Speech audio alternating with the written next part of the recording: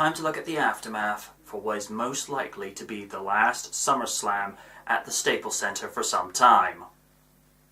Finally.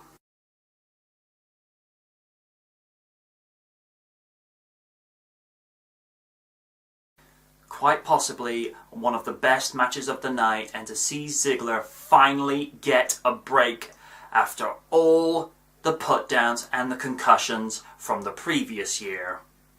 Ziggler being given the Intercontinental Championship is a step in the right direction for both him and the company. It was one of those matches that could have gone either way, and love him or hate him, The Miz is a good performer. Sorry, Oni, but it's the truth. But either way, I'm glad that Ziggler is the new Intercontinental Champion. WWE, first good result of the night.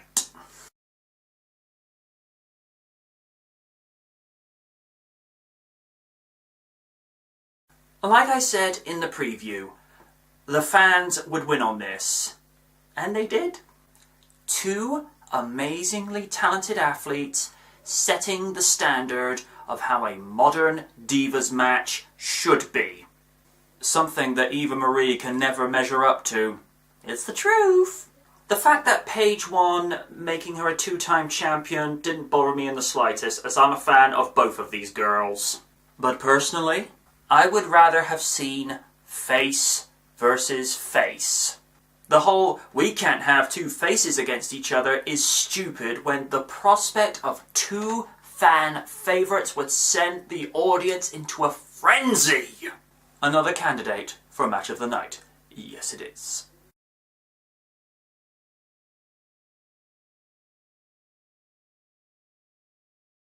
Totally disappointing. The match was meh at best, with Swagger seemingly the only person who gave a care about this match. There were shades of Austin versus Bret Hart, with Swagger refusing to tap to the accolade and passing out. That at least made Jack look credible, so I'll give credit where credit is due. That wasn't bad.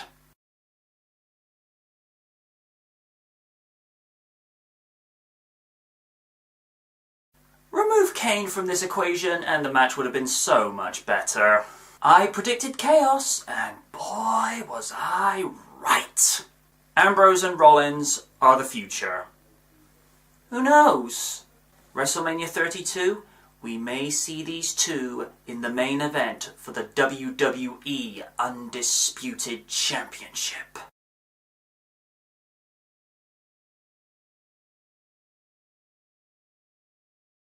By Y2J standards, this was below par. Not to say that it was terrible, but it wasn't at the Chris Jericho standard that we've become so accustomed to over the years. Kinda hoping that this rivalry is over with, as Bray has been put over again and Jericho really needs to move on to bigger and better things.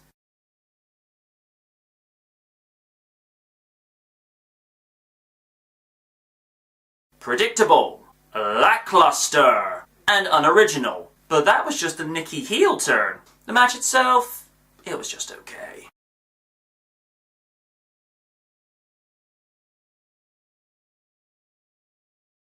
This wasn't a bad undercard match. Reigns is getting that push he needs, with Orton putting him over, with the cousin of the Great One showing the potential that he has. Maybe just next year, we'll see Reigns as champion. Who knows?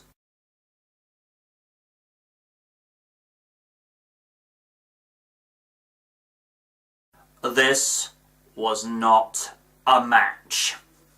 This was a mauling. Cena maybe only had one or two segments where he got an opening against the former King of the Ring, but repeated suplexes were just too much for John.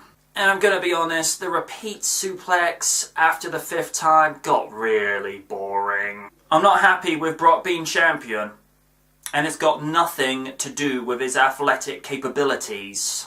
It's his attitude and his ego that comes with it, and that's bad for business. Love him or hate him, guys, Cena bends his back to further the success of the company. Lesnar won't.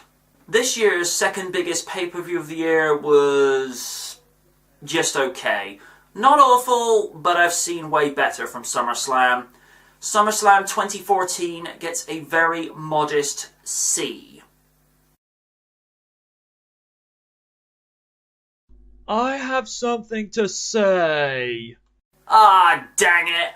Of all the people to start the night off with, this human bottle of NyQuil? NyQuil, NyQuil, NyQuil, we love you, you really big Q. Remember, I'm PG. Randall Borton makes it clear that one match does not define him and Roman Reigns will get his. Sure. And cue the obligatory, I want respect. CM Punk called, you're stealing his shtick. Now that Mr. Roboto has checked out of the ring, we get Mr. Money in the Bank versus the Swagger. An awesome match that sadly ended via countout.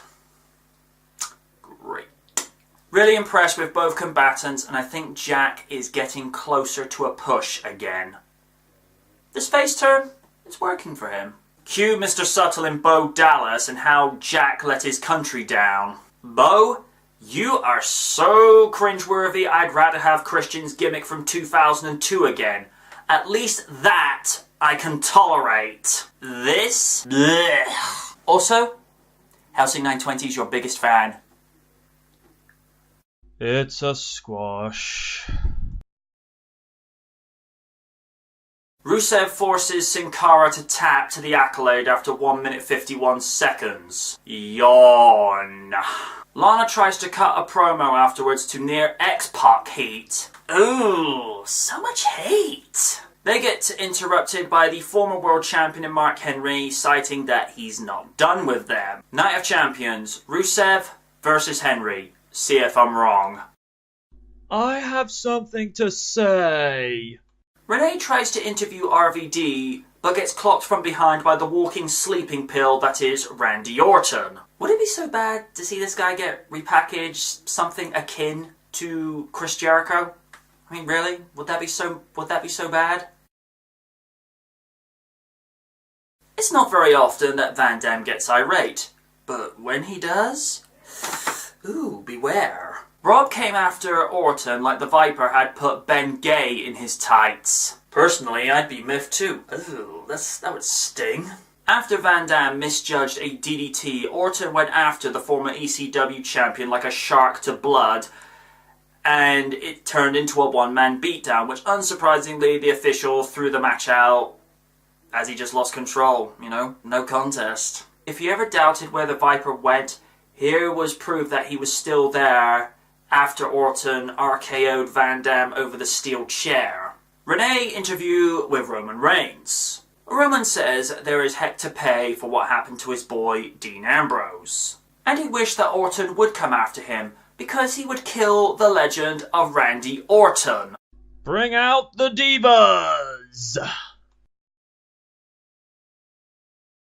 Natty gets 2 wins this week? About time. Paige did dominate for the most part of this match until that gorgeous little distraction that is AJ plays head games as only she knows how. After some more mind games with AJ stroking the title in front of her, Paige taps out to the sharpshooter. Maybe the division is improving. Maybe.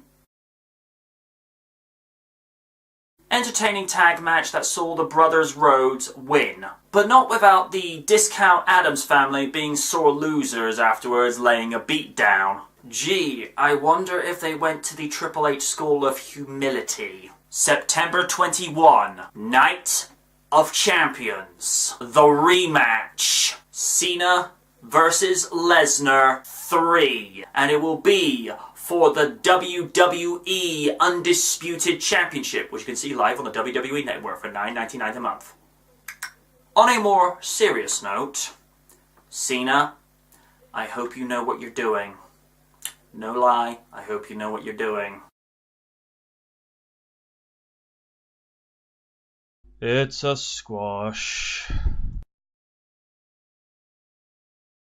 This came about with Kane citing that Miz likes sequels. If we're going by WWE rematch standards, they're very hit and miss. Miz got into this only briefly, with Reigns ending this with a spear at 2 minutes 7 seconds. Another squash. Really? A brawl ensues between Robo Orton and Reigns, with Roman coming out on top. For a post-SummerSlam SmackDown, this week carried over the momentum from the pay-per-view as we begin the road to Night of Champions.